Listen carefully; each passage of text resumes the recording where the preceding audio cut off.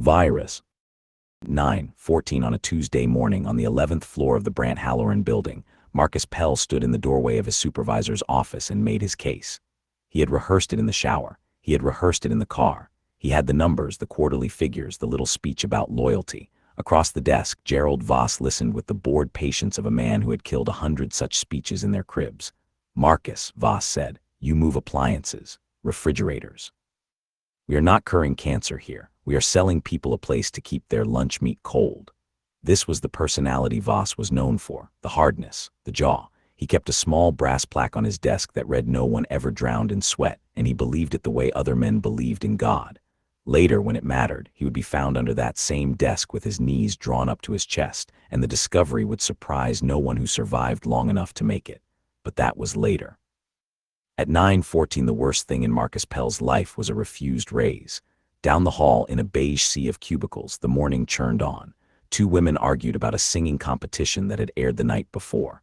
A man named Doug asked of no one whether anybody had any whiteout, and a woman 2 desks over slid him a bottle without looking up. Phones rang. The coffee machine made its tubular noise. Somewhere a printer was jamming, as printers do, in the manner of a small animal dying slowly behind a wall. A janitor moved through it all with a spray bottle and a rag. His name was Hector Salazar, though almost no one on 11 knew that because almost no one had ever asked. He was wiping down a section of wall near the east stairwell, in the little dogleg of corridor that led nowhere anyone needed to go, and he was humming. He had 3 children. He had a wife who packed him a lunch with a note in it. He did not know yet that he would never see any of them again, and his cheerfulness that morning would become, in retrospect, the single most unbearable thing that anyone on the 11th floor would witness. Above him, a few feet of recycled air away, a man named David Crane was on the phone in the stairwell, having an affair. "I can't talk long," David said. "No, because she'll see the charges, that's why." He laughed at something. "You're terrible, you know that. You're a terrible person, and I hang on." He coughed. It was a small cough, the kind you don't think about. But David Crane was the kind of man the whole office had quietly decided would be the hero of any disaster, tall, easy, the only one who remembered everyone's name. And so when he came back onto the floor a few minutes later looking gray and sweating through his collar, several people noticed. "You okay there, Crane?" "Fine," David said. "Fine. I think the sushi place finally." Then David Crane fell down and did not get up, and the world ended. For 11 minutes, everyone believed it was a stroke. They did the right things. Someone called for water. Someone loosened his tie. A woman from accounting who had taken a CPR class in 2009 knelt and pressed her hands to his chest and counted out loud. Marcus Pell stood at the edge of the gathering crowd and felt the specific helplessness of a man watching another man die at work, on the carpet, beneath a motivational poster of a kitten. Then the building spoke. It came through the PA, the same speakers that announced fire drills and birthday cake in the break room. The voice was flat, automated, far too calm. "Attention, this building is under a level 4 biological containment protocol. All exits are sealed. Remain calm. Do not attempt to leave. Emergency personnel have been notified." A beat of pure silence held the floor. Then somebody laughed. It was the only sane response, so several people joined in. A guy named Trent from logistics spread his arms wide. "Oh no," he said. "The terrorists, they've come for the refrigerators, not the fridges, anything but the fridges." The laughter that followed was real, full-throated, the laughter of people who had decided, collectively and instantly, that this was a drill or a glitch or somebody's idea of a joke. The fear did not arrive all at once. The fear was a tide, and like a tide it came in so gradually that no single person could say the exact moment the water reached their throat. It reached David Crane's throat first, but he was past noticing. The blood came next. He had been coughing weakly the whole time the woman from accounting worked on him, and now what came up was black, and there was movement in it. People near the front made a sound that was not a scream but wanted to be. The woman from accounting fell backward off her knees and crawled away on her hands, and she would not let anyone touch her for the rest of the day. By 9:40, no one was laughing. In the third-floor security office, a man named Earl Buckley sat in front of a wall of monitors, and watched his own personal apocalypse render itself in 16 grainy frames. Earl was 61. He was 11 months from a pension he had spent 30 years climbing toward, and he had taken this posting precisely because nothing ever happened in it. He had broken up exactly 2 fistfights in 3 years. He carried a flashlight and a radio and a deep, settled conviction that he was not, at heart, a brave man. On Monitor 9, the 11th floor was beginning to come apart.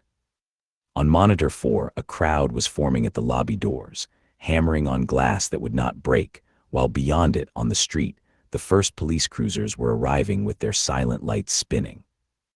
On Monitor 12, in the parking garage, a knot of people had pried open an elevator and were trying to climb down the shaft.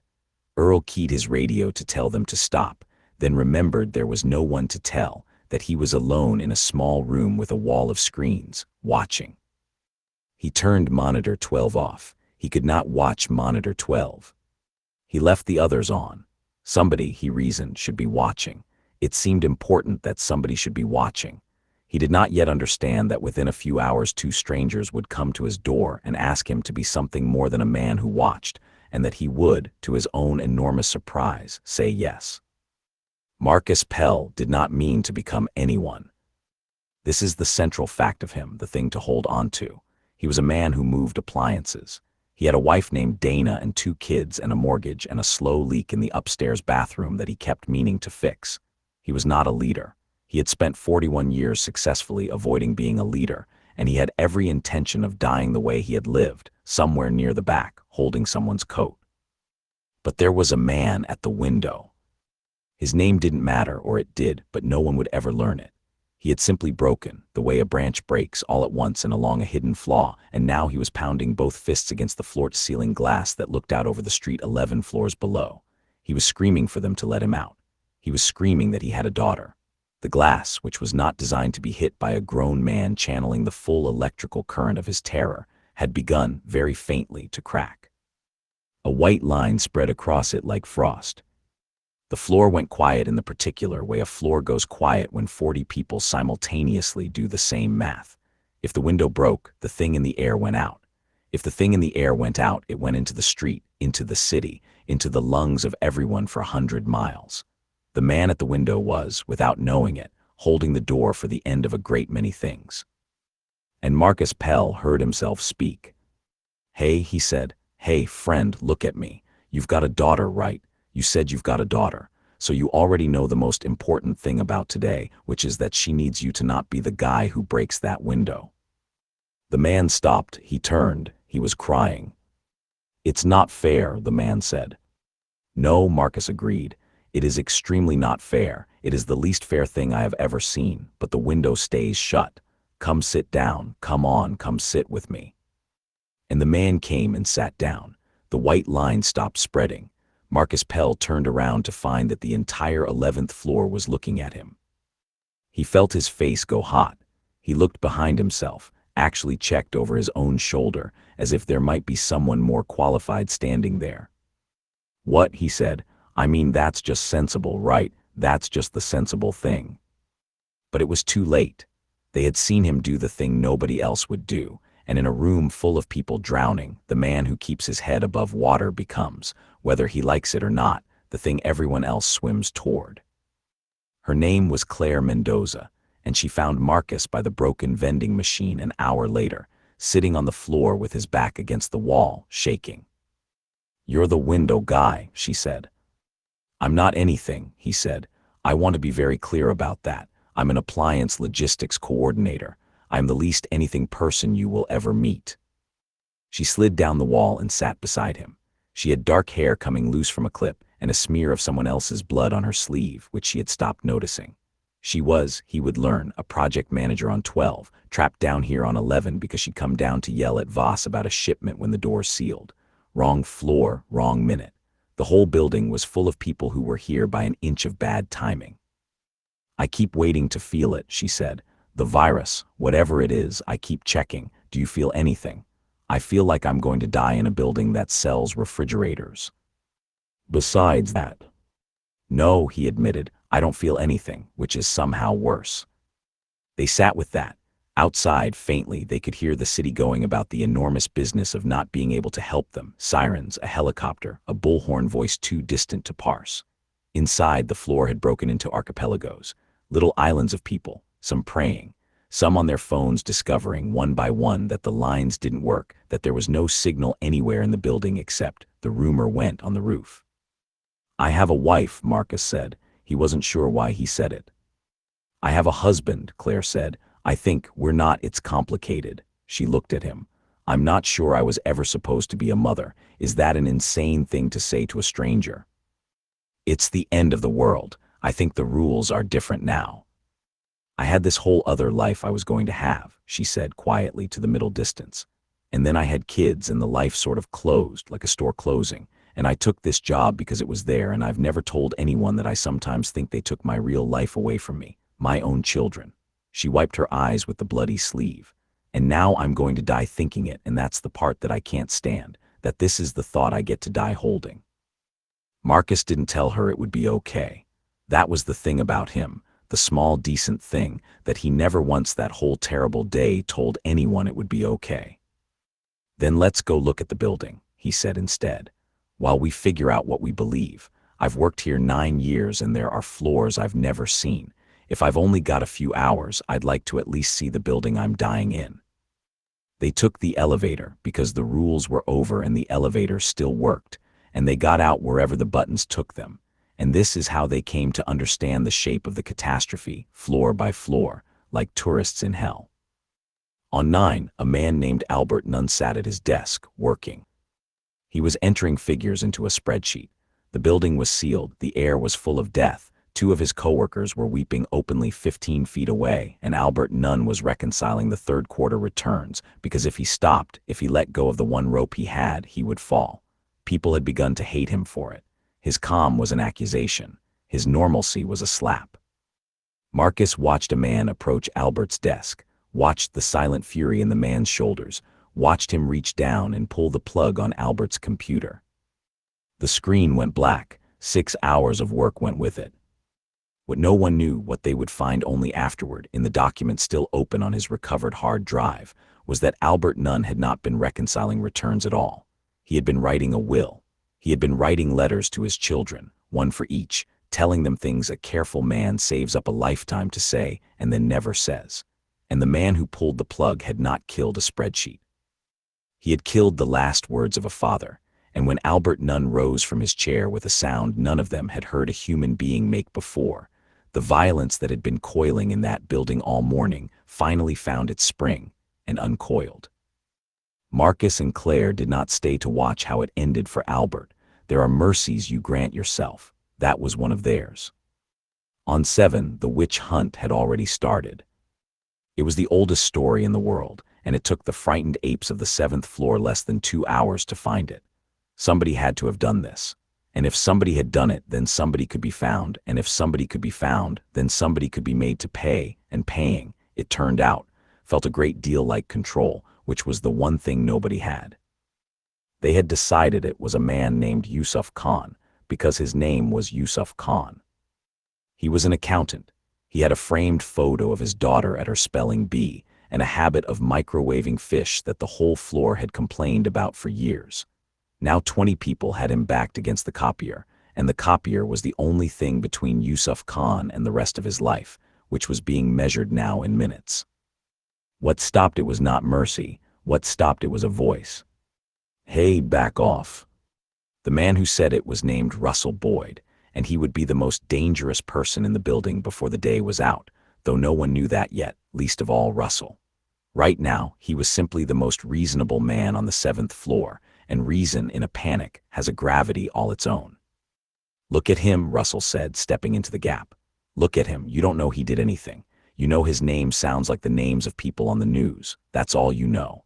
If we're going to find who did this, and we are going to find who did this, I promise you that we are going to do it like people, not like a mob. We are going to be smarter than the thing that's trying to make us stupid." It was a good speech. It was a genuinely good speech. It saved Yusuf Khan's life for now, and it was the first time Marcus Pell laid eyes on Russell Boyd. The thing Marcus would remember later was that Russell had used the word we already. We will find him. Russell had a following before he had a cause, and a man like that only needs the cause to come along. It came along about 40 minutes later, in the break room, in the form of a sandwich. The sandwich was turkey. This detail survived. People who could not tell you their own children's middle names in the chaos of that day could tell you, years afterward, that the sandwich was turkey on wheat, with the man's name written on the bag in black marker, large, underlined twice. Russell, do not eat. Someone ate it. It was a small man named Phil from the 8th floor. He had wandered up in the general churn. He was frightened. He was hungry. He opened the fridge, he saw a sandwich, and the higher functions of Phil's brain had checked out around noon, leaving only the animal. The animal was hungry. He was on the last bite when Russell Boyd walked into the break room and saw him. The room went very quiet. "That's my sandwich," Russell said. "I said," Phil, with his mouth full. "I didn't." "It has my name on it." Russell's voice was calm. That was the terrible part, the part that everyone who was there would describe the same way. He wasn't shouting. "It says do not eat. It says it in capital letters. I wrote that this morning. This morning when I thought today was going to be a normal." He stopped. Something moved behind his eyes, some final tumbler falling into place. "All day," he said. "All day I've been trying to hold this together, to make us better than this. And you couldn't even leave me my sandwich." What Russell Boyd did to Phil from the 8th floor, he did with a fire extinguisher, and it did not take long. And when it was over, the room was full of people who had watched the most reasonable man among them become something else, and who understood, each privately, that the floor under all of them was thinner than they had believed. And here is the worst thing. Here is the thing Marcus Pell would turn over in his mind for whatever was left of his life. Half the room watching Russell Boyd stand over what he had done, breathing hard, the extinguisher hanging from his red hand. Half the room felt afraid. And half the room felt relieved that someone, finally, was in charge. They found Hector Salazar on the 4th floor at around 2 o'clock, and the discovery broke something in everyone present that the deaths had not. He was still cleaning. He had a cart, a mop, a radio playing music low. He moved down the row of cubicles, wiping the surfaces with the contented, unhurried rhythm of a man doing the work he had done for 20 years. He smiled at the people he passed. He nodded. "Buenas," he said, to a woman who was sitting on the floor with her arms around her knees, and the woman looked up at him and her face came apart because she had understood, before anyone said it, the thing that was about to be true. Hector did not know. He had been in the sub-basement when the announcement came. The announcement had been in English. No one had thought to find him, and so for nearly 5 hours, Hector Salazar had been cleaning a building full of the dying without the faintest idea that he was inside it. He had a lunch in his cart with a note from his wife. He had 3 children whose school pictures were taped inside his locker. He was, in that moment, the only genuinely happy person in the Brandt Halloran building, and his happiness was a knife in every heart that beheld it. It took a while for anyone to step forward. The cruelty of it was that the people who could have spoken to him, the people who had the Spanish, who had the words, were the ones who could not make themselves do it. To tell him was to take it from him. To tell him was to walk up to the last happy man on earth and turn off his light. In the end, it was Claire who did it. She had enough Spanish. She knelt beside his cart and she took the old man's hand and she told him, as gently as a thing like that can be told, which is not gently at all. Marcus watched Hector Salazar's face as he learned that he would not be going home. He watched the smile fight to stay and lose. And he thought, whoever did this, whoever decided we needed to be taught a lesson, I hope they're watching this part. I hope they see this man's face. I hope it costs them something wherever they are to have done this to him. It would not, but Marcus did not know that yet. The floors above had gone mad in the other direction. You could hear them through the vents, the 14th, the 15th, a sound that took a moment to identify because it was so wildly wrong for the circumstances. It was joy. It was music and shouting and the unmistakable acoustics of human beings who had decided that if these were the last hours, they would not spend them weeping.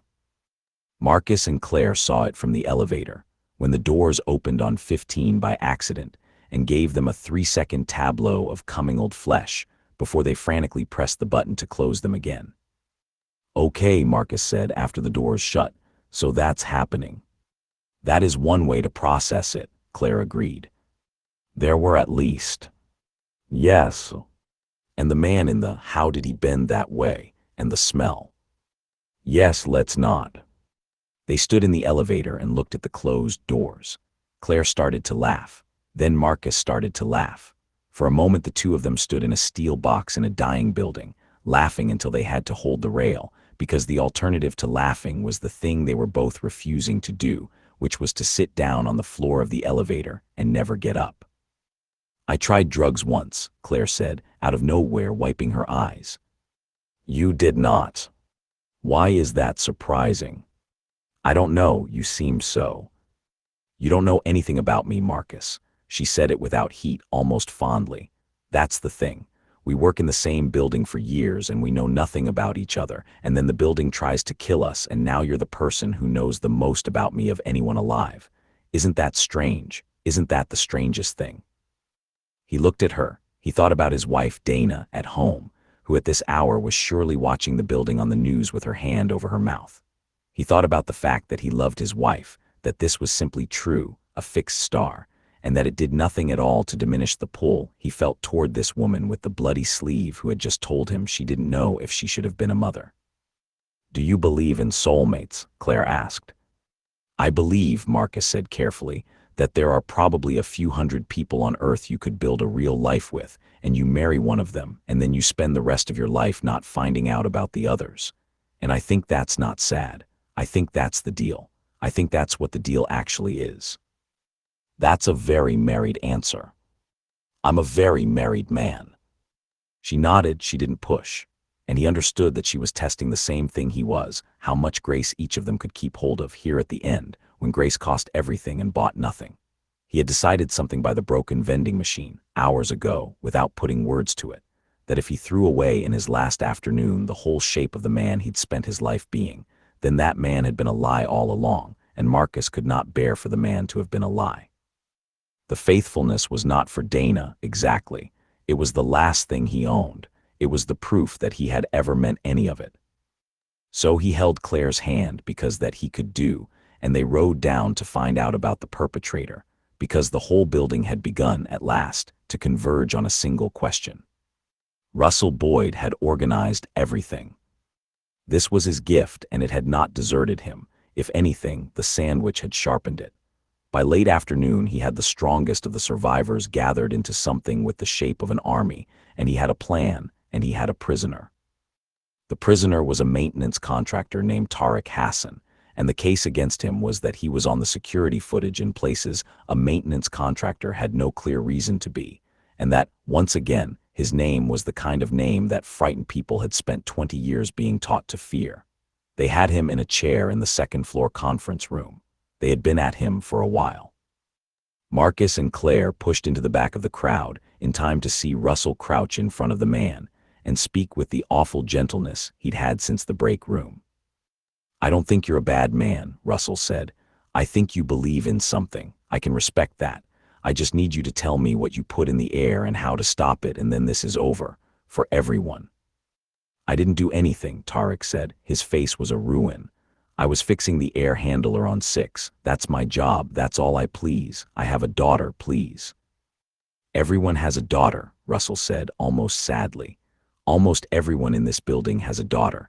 That can't be the thing that saves you, or none of us would ever do anything at all. He stood, he nodded to the men behind the chair, and Marcus felt the whole room tip toward the edge of something it would not be able to come back from, and he opened his mouth to say a thing he had not planned, the way he'd opened his mouth at the window, because apparently this was who he was now, the man who could not keep his mouth shut while something terrible happened in front of him. It was me.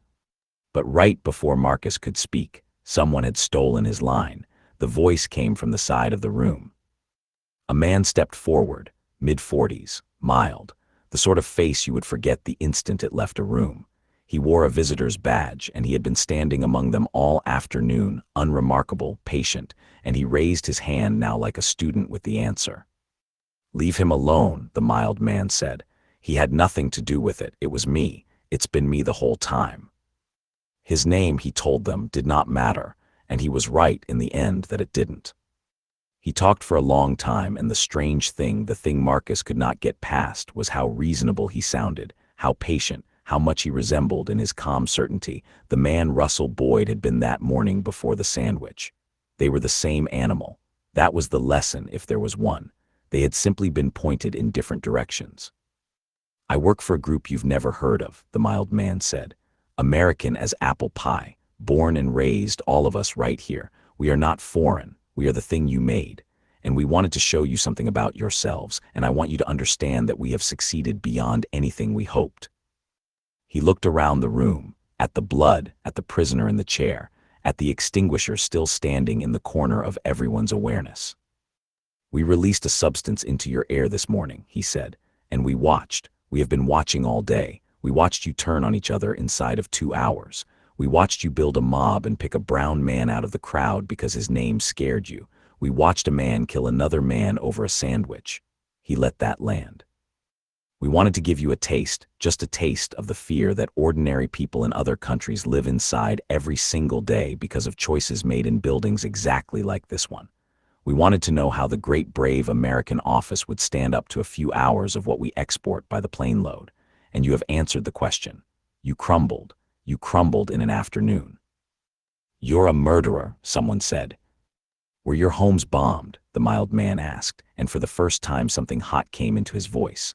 "Were your children pulled out of rubble? Was your whole village erased between breakfast and lunch? No, you got a bad few hours in a nice building with a working elevator and you became savages.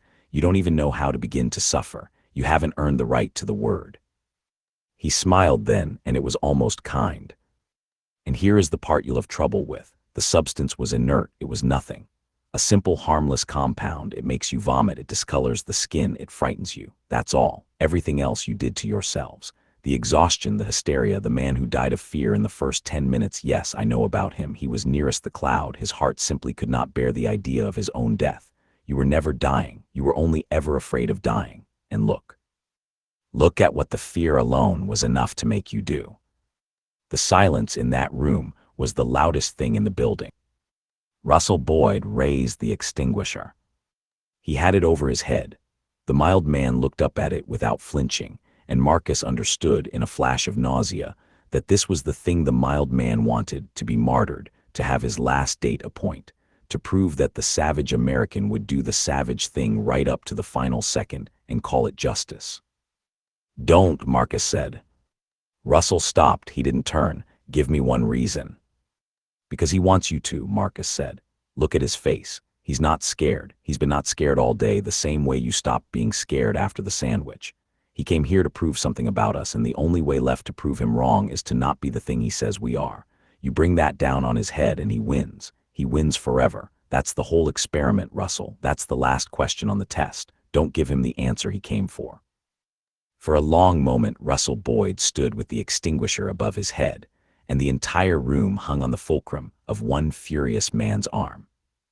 Then he lowered it. "Tie him up," Russell said, hoarse. "Give him to the police. Let him rot in a cell knowing we didn't do it. Let that be the thing that follows him." He looked at the mild man with an expression Marcus could not name. "You don't get to be my excuse," he said. "I did what I did today, me, not you. You don't get to own it." It was, Marcus thought, the most human thing he had seen all day. It would have been a fine note to end on. The day was not done with them. They untied Tariq Hassan, who wept, and who reached out and took Russell Boyd's hand, the hand that had nearly killed him, because there was no one else to take. And as the police finally breached the lobby below, Marcus could hear them now, the boots, the shouted protocols, the machinery of a state arriving 4 hours too late to be of use. The mild man was led away toward the stairs. At the door he paused. He looked back at the room of survivors with something that might have been satisfaction or might have been pity. And casually, the way a man checks the time when he has somewhere to be, he glanced down at his watch. Marcus saw it. He didn't understand it. He would not understand it for a while. What happened on the roof happened, while the rest of it was ending below. Marcus and Claire had gone up. The doors were open now, the protocol broken, the police flooding in floor by floor to find a building full of people who were, impossible, going to live. They had gone up for the same reason everyone had been trying to go up all day, The air, the open sky, the one place phones could reach the world. They had gone up to call the people they loved and tell them it was over. There was a man already at the edge. He had his back to them. He was looking out at the city, at the 1,000 lit windows of 1,000 other buildings, each one full of people who had spent this ordinary Tuesday not dying, and Marcus and Claire walked toward him slowly, because some part of them already knew. "Quite a view," Marcus said gently. "It really is," the man said without turning. "You ever think about how it could have been any of them, any building, any floor? We're not special. Nobody down there is going to remember us any more than we'd remember them." He said it not bitterly, but with a strange peace, the peace of a man who has set something down. "That's almost nice, isn't it? We're not going to be missed more than anyone. We're exactly as ordinary as everyone else. There's a comfort in that." "It's over," Claire said carefully. "Did you hear? Down there, it's over. It was never real. We're all going home." "I know," the man said. And that was when they understood that the news the building was safe had changed nothing for him, because he had not been waiting for the building to kill him. He had only been waiting for permission, and the day had handed it to him, and now the day was trying to take it back, and he had already decided that he would not give it.